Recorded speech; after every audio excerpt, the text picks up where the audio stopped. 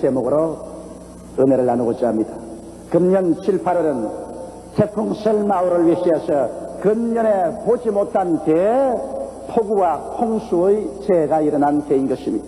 기상대에서 발표한 바에 의하면 금년 7, 8월에 쏟아진 비는 보통 1년 동안 내리는 강우량에 맞먹는다고 말하고 있습니다. 그 피해만도 물경 5천억 원 이상이며 인명의 피해도 막대했습니다.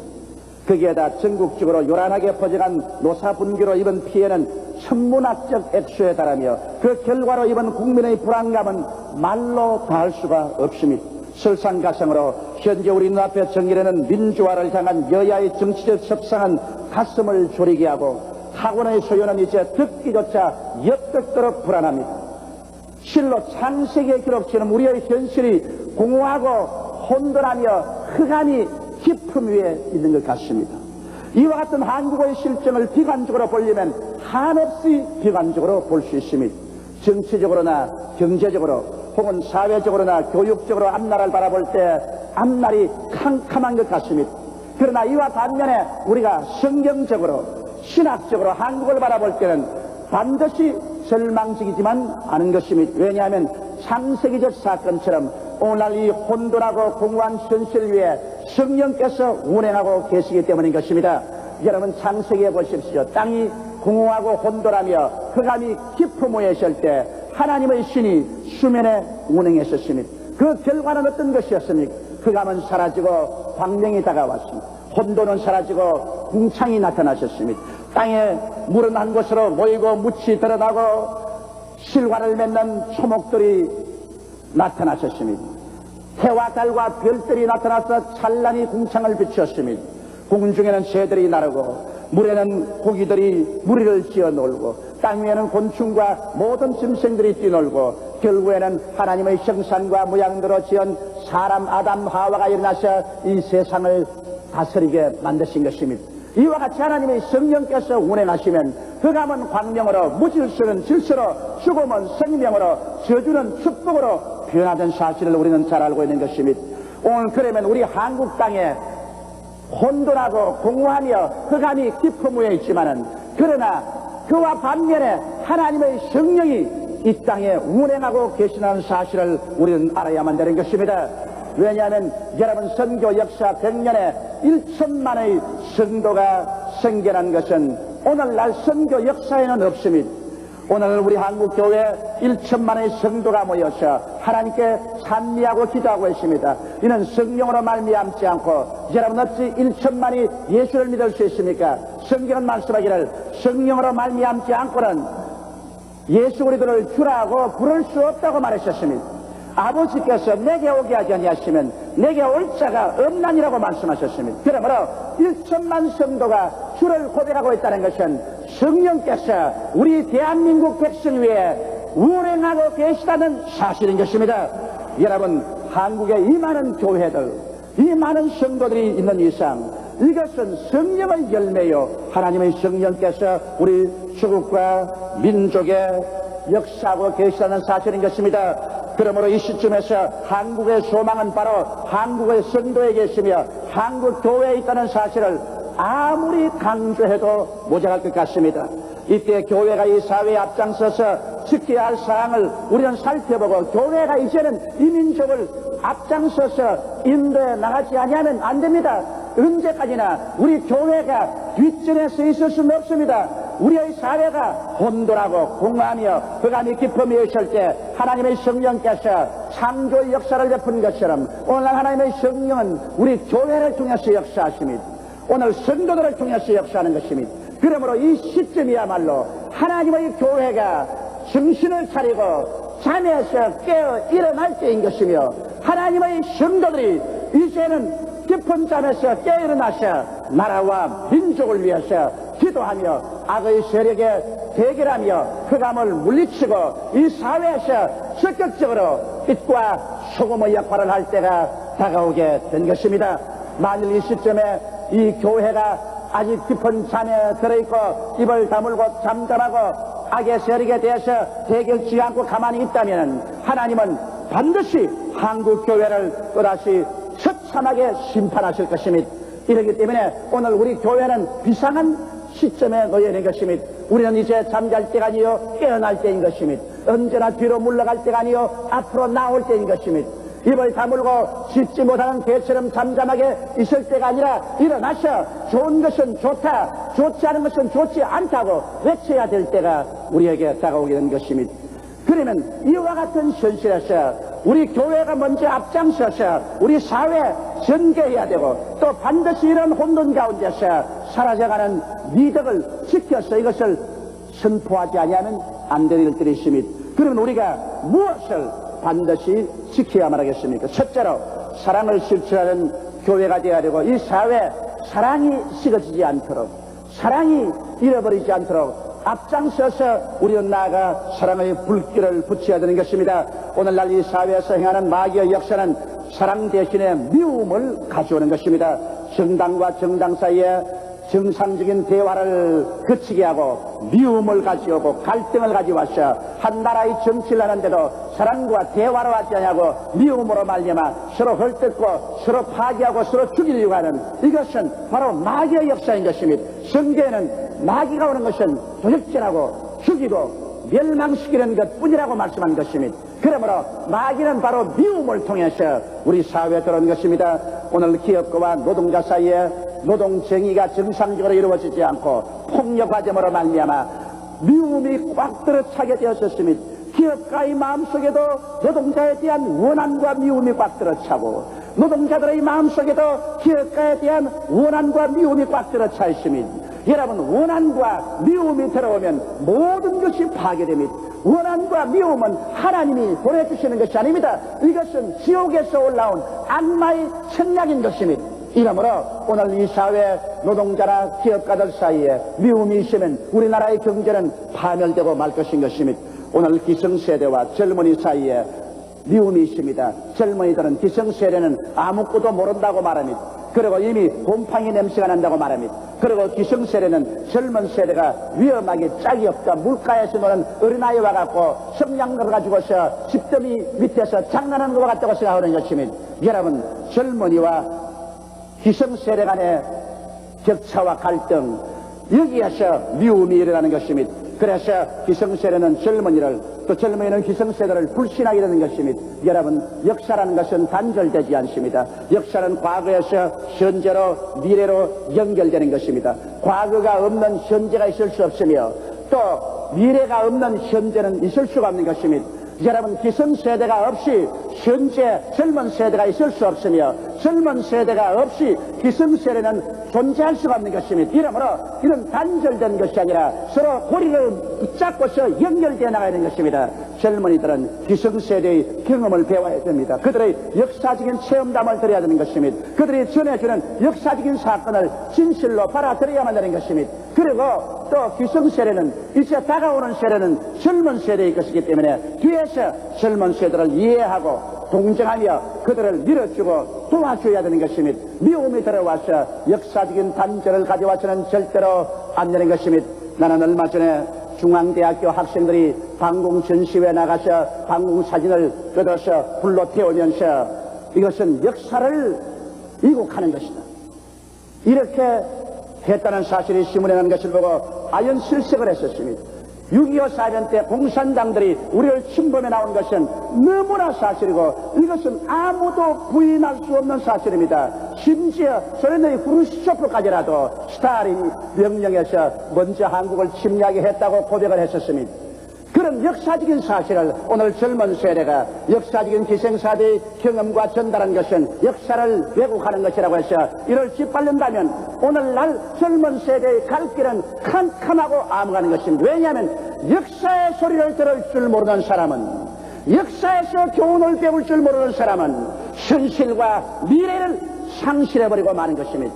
이러기 때문에 오늘 젊은 세대는 기성세대의 역사적인 정근에 귀를 기울이고 거기에 시혜를 배워야 될 것이요. 오늘 기성세대는 젊은 세대의 깊지 못하는 여러 가지 지식에 우리는 오랜 인내로서 저들을 도와주고 보살펴 주어야만 할 것인 것입니다.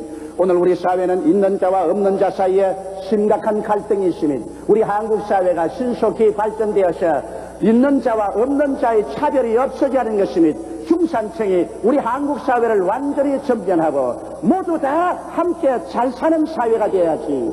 있는 자는 탁월하게 잘 살고 없는 자는 형편없이 못 살면 반드시 계층 간의 갈등이 일어나고 미움이 일어나서 그 결과는 사회적인 혁명으로 치달아가고 말 것인 것입니다. 오늘 세상에서 잘 먹고 잘 입고 잘 살고 있다고 해서 자기들만 있으면 이 세상에 잘 살 수 있을 것이라고 절대로 생각하면 안 됩니다. 우리는 대한민국에는 한 배를 타고 한 역사적인 세대를 지나가고 있는 것입니다. 우리는 한 배를 타고 있는 것입니다. 그러므로 여러분 이 자리에서 나만 잘 살고 남은 못 살고 그렇게 할 수는 없는 것입니다. 우리는 다 함께 먹고 함께 입고 함께 자고 함께 깨며 함께 살아야만 되는 것입니다.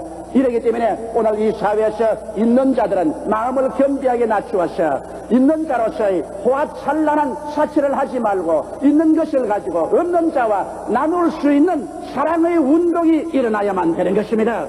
이래서 있는 자가 먼저 솔선수범해서 자기의 있는 것을 없는 자와 함께 나누지 않으면 있는 자가 그것을 가지고 영원히 있는 자 행세를 하고 살 수 있다고 생각하면 이것은 지독한 오해인 것입니다. 오늘날 시대가 변화되었습니다. 사회가 변화되었습니다. 없는 자들이 가만히 앉아서 있는 자들의 종노릇을 있지는 않습니다.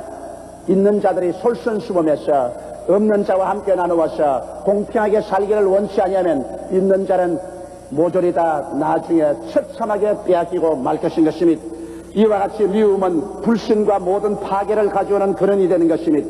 공산주의자들은 바로 이 미움을 사용하여 사회 계층 간의 적대 감정을 일으켜 혁명을 가져오는 일을 하는 것입니다. 공산주의 사회에서 미움을 빼버리면 공산주의는 존재하지 않습니다. 공산주의는 남편에게 아내를 감시하게 하고 아내에게 남편을 감시하게 합니다. 자식에게 부모를 감시해서 고발하게 하고 부모에게 자식을 감시해서 고발하게 합니다. 공산주의 사회에서 웃음이 없고 공산주의 사회에서 사람들이 활기차지 못하는 것은 모두가 모두를 감시하고 있는 것입니다. 공산주의 사회의 근원은 미움인 것입니다. 미움의 세력을 이용해서 공산주의가 존재합니다. 그렇기 때문에 미움은 마귀에서 나오는 것이요 공산주의는 바로 현대 20세기에 마귀가 발전시킨 가장 흉악한 노예 제도인 것입니다. 이러므로 오늘날 여러분 공산주의 사회를 가져오겠다고 젊은 과격분자들이 날뛰는 것을 보십시오. 그들의 마음속에 미움이 꽉 들어차 있지 않습니까? 화염병을 던지고 돌멩이를 던지고 파괴하고 그래서 사회혁명을 가져오면 그것이 우리에게 행복을 가져올 수 있는 처지가 될 수 있단 말인 것입니까? 미움이 꽉 들어차서 찢고 불태우고 주먹을 때리고 하는 이러한 것으로서 어떻게 새로운 사회를 가져올 수 있단 말인 것입니까? 이러므로 여러분 인간의 모든 관계는 사랑이 그 해결의 근원이 되어야 된다는 사실을 우리는 마음속에 깊이 깨달아 알아야만 되는 것입니다. 성경 고린도전서 13장에는 사람이 모든 나라 말을 다 하고 천사의 말을 할지라도 사랑이 없으면 소리나는 구리와 울리는 꽹과리에 불과하다고 말했습니다. 사람이 모든 미래를 아는 지식을 다 가지고 예언을 하며 믿음이 있어 산을 옮긴다고 할지라도 사랑이 없으면 아무것도 아니라고 말했었습니다. 사람이 자기 있는 것으로 다 나누어지고 자기 몸을 불사르는 데까지 내어줄지라도 사랑이 없으면 아무 유익이 없다고 말하고 있는 것입니다. 이러므로 여러분 우리의 마음속에 사랑이 없으면 우리의 삶 전체는 아무 의미가 없는 것입니다. 그것은 한 형식에 불과하고 허수아비에 불과하고 내용이 없는 것이 되고 마는 것입니다. 이러므로 이 우주에서 가장 중요한 것은 사랑입니다. 왜냐하면 성경은 말씀하기를 하나님은 사랑이시라고 말씀하고 계신 것입니다. 이렇기 때문에 하나님이 온 우주 삶의 근본적인 존재라면 하나님이 우리의 뿌리라면 우리가 우리의 뿌리에 하나님이 사랑인 것인데 이 사랑을 우리가 실천하지 않는다면 우리의 사회는 아무 의미가 없게 되어버리고 마는 것입니다. 우리는 어떻게 사랑할까요? 사랑이라는 것은 마음을 다하고 뜻을 다하고 정성을 다하고 목숨을 다하여 주 하나님을 사랑해야 되는 것입니다. 여러분 하나님을 사랑하지 아니하면 우리의 삶이 아무런 의미가 없습니다. 기초 없는 집이 무너질 수밖에 없지요. 뿌리 없는 나무가 풍랑이 불면 뽑혀 나가버리지요. 우리 인생은 하나님께로부터 지음을 받았기 때문에 하나님이 우리의 삶의 기초요 뿌리인 것입니다. 그러므로 하나님을 든든히 붙잡고 하나님께 전적으로 의지하지 않고 사는 것은 인생이 아무리 부귀영화 공명을 다 이루었다 할지라도 이것은 물거품을 주는 것이요 이것은 아무 의미가 없는 것입니다. 여러분, 그러므로 우리는 온 심령을 다하여 우리 하나님을 사랑하고 하나님께 우리가 기초를 두고 하나님께 뿌리를 두어야 되는 것입니다. 이러지 아니하면 인간은 존귀하나 멸망하는 짐승과 같은 것입니다. 오직 하나님만이 여러분과 나의 삶의 목적이 되고 가치가 되고 의미가 되고 희망이 되고 미래가 되는 것입니다. 그뿐 아니라 성경은 말씀하기를 내 이웃을 내 몸처럼 사랑하라고 말한 것입니다. 여러분, 사랑이라는 것은 감정적으로 북받쳐 올라와서 사랑하는 것이 아닙니다. 사랑이라는 것은 하나님께서 명령하신 의무인 것입니다. 그러므로 내 이웃을 생각할 때 언제나 내가 나를 사랑하는 그와 같은 심정으로 이웃을 사랑하라는 것입니다. 사람들이 내게 해주기를 원하는 그와 같은 것을 이웃에게 해주라는 것입니다. 사랑이라는 것은 여러분과 나에게 심각한 마음의 결심으로 노력을 해야 되는 것입니다. 이웃을 언제나 대할 때 내가 나를 사랑하는 것처럼 이웃을 사랑하는 것입니다. 사람들은 태어날 때부터 본능적으로 자기를 사랑할 줄 압니다. 자기를 미워하는 자는 자살을 부를 수밖에 없습니다. 사람은 모두 다 자기를 사랑할 줄 아는데 자기를 사랑하는 그 사랑을 가지고서 이웃을 사랑하기로 결심한다면 우리의 사회에 거대한 변화가 다가오게 될 것입니다. 자기를 사랑하는 그 사랑으로 남편이 아내를 사랑하고 아내가 자기를 사랑하는 그 사랑으로 남편을 사랑한다면 그 두 사람이 모든 일에 이해하고 동조하고 하나가 될 수 있습니다. 자기를 사랑하는 마음으로 자식을 사랑하고 자식들이 자기를 사랑하는 마음으로 부모를 사랑한다면 부자간에 얼마나 화목이 있겠습니까? 이와 같이 우리의 사회생활에서 언제나 우리가 이웃을 생각할 때 내가 저 처지에 있어서 사랑받기를 원하는 만큼 내가 그를 사랑해 줘야 되겠다고 생각한다면 우리의 운명과 생활은 변화되고 말 것인 것입니다. 그러나 사랑은 우리가 사랑을 체험해야 사랑할 수 있습니다. 전혀 사랑을 체험하지 못한 사람은 사랑을 받을 줄도 모르고 사랑을 줄 줄도 모릅니다. 그렇기 때문에 하나님이 우리를 사랑하신 그 사랑을 우리가 먼저 체험해야 됩니다. 하나님이 세상을 이처럼 사랑하사 독생자를 주셨으니 누구든지 저를 믿으면 멸망하지 않고 영생을 얻으리라. 우리가 먼저 하나님을 사랑하는 것이 아니라 하나님이 우리를 먼저 사랑하시느니라고 성경은 말하고 있는 것입니다. 예수 그리스도 안에서 하나님이 베풀어 주신 그 견줄 데 없는 증명된 사랑, 이 사랑을 내가 받아들일 때 하나님 앞에서 내 가슴이 뜨거워지고 내 마음이 녹아지는 것입니다. 이처럼 하나님의 사랑을 받았으므로 우리는 사랑의 부채를 입게 되는 것입니다. 내가 하나님께 사랑을 받은 것처럼 나도 내 이웃을 사랑해야만 되겠다. 이와 같은 마음의 부채를 얻게 되는 것입니다. 이와 같은 사랑의 체험이 여러분께서 이웃을 사랑할 수 있는 사랑의 원천이 되어주는 것입니다. 오늘날 우리 한국에 필요한 것은 어떠한 정치적인 혁명보다도 사랑의 혁명이 필요한 것입니다. 우리 한국에 사랑의 혁명이 일어나지 아니하면 한국에 어떠한 민주주의적인 좋은 정치 철학이나 제도를 가져와도 이것은 아무런 의미가 없게 되는 것입니다.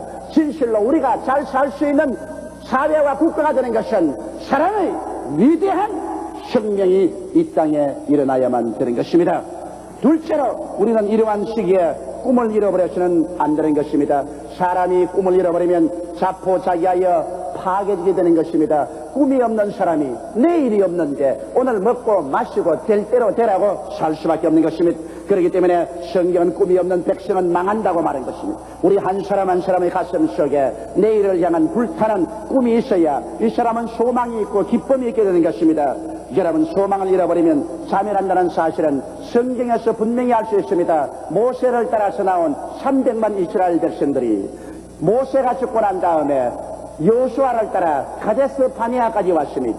그래서 이 가데스 바네아에 와서 모세가 12정탐꾼을 명령해서 가나안 땅을 40주 40야를 정탐하게 만들어졌습니다.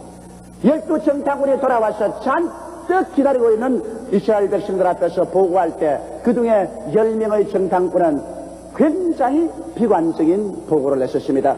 자기들이 가나안 땅에 가보니 그 땅은 과연 성이 높고 골은 깊고 그 땅은 거민을 삼키는 땅이고 그곳에 사는 사람들은 모두 다 네피림의 후손 아낙 자손들이라 키가 장대하고 우리가 비교하니 우리는 여치새끼 같더라. 우리는 데려가면 반드시 패하고 우리 처자들은 포로로 잡힐 것이라고 말했었습니다.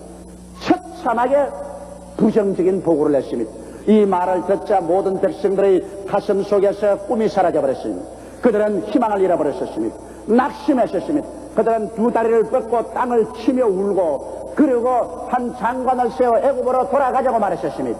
여호수아와 갈렙이 일어나서 백성들의 마음을 안도해서 그렇지 않다. 그 땅에는 과연 젖과 꿀이 흐르고 있더라. 우리는 하나님의 약속이 우리와 같이 있다. 그러므로 우리가 들어가서 그 땅을 능히 점령할 수 있다고 말하자 백성들이 돌을 들어서 그 두 사람을 쳐서 죽이려고 했는 것입니다.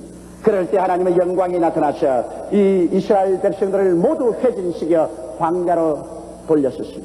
그들은 광야로 들어가서 40년 동안 광야에서 방황하다가 첫 세대는 한 사람도 남김없이 다 죽고 그 다음 세대가 여호수아와 갈렙을 따라서 젖과 꿀이 흐르는 가나안 땅에 들어가게 된 것입니다. 우리 하나님께서는 꿈을 잃은 사람을 붙잡고서 일하지는 않습니다. 꿈을 잃고 희망을 잃어버린 사람들은 우리 하나님께서 광야로 데리고 가서 그 사람들이 다 멸하도록 기다리는 것입니다.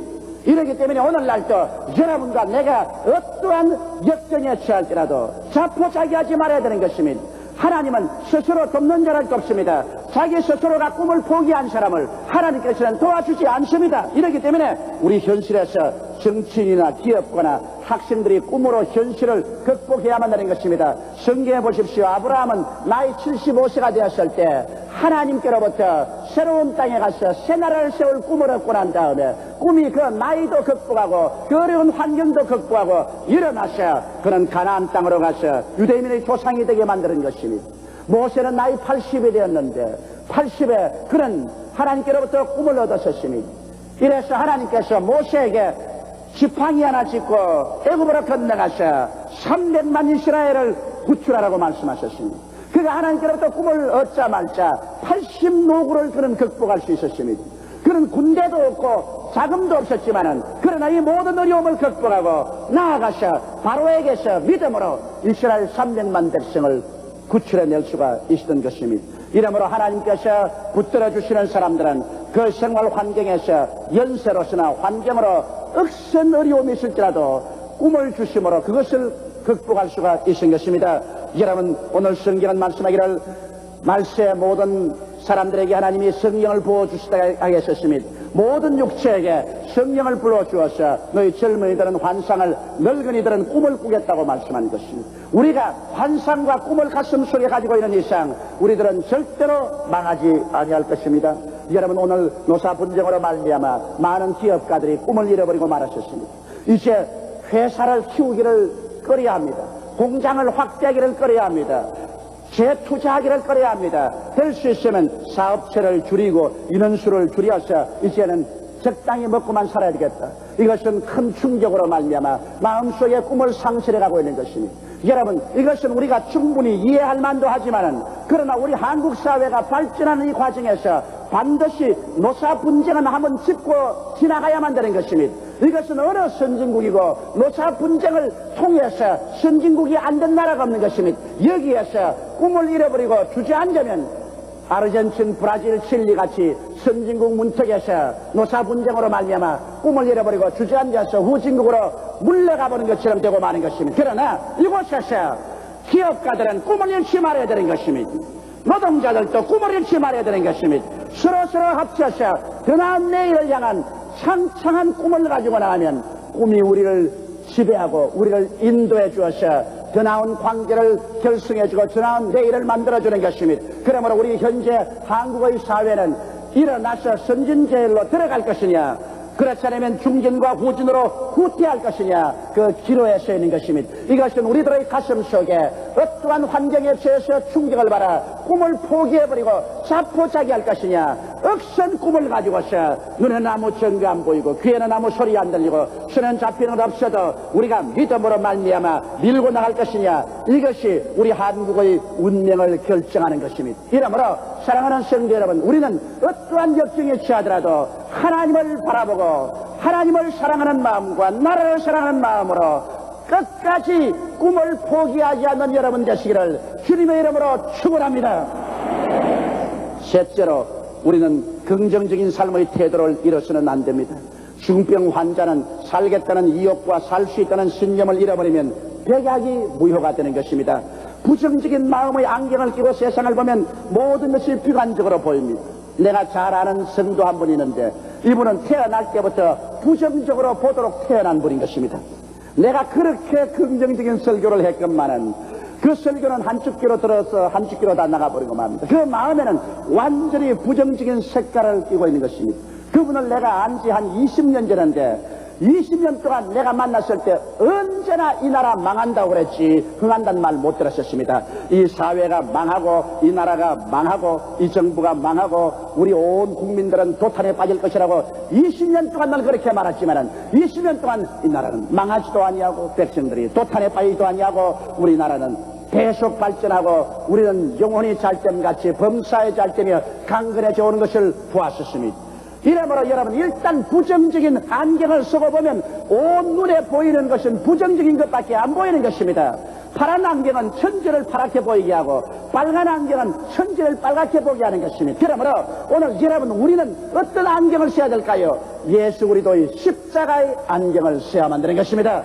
예수 믿는 사람은 십자가 안경을 벗어버리면 보통 사람이 되어버리고 맙니다.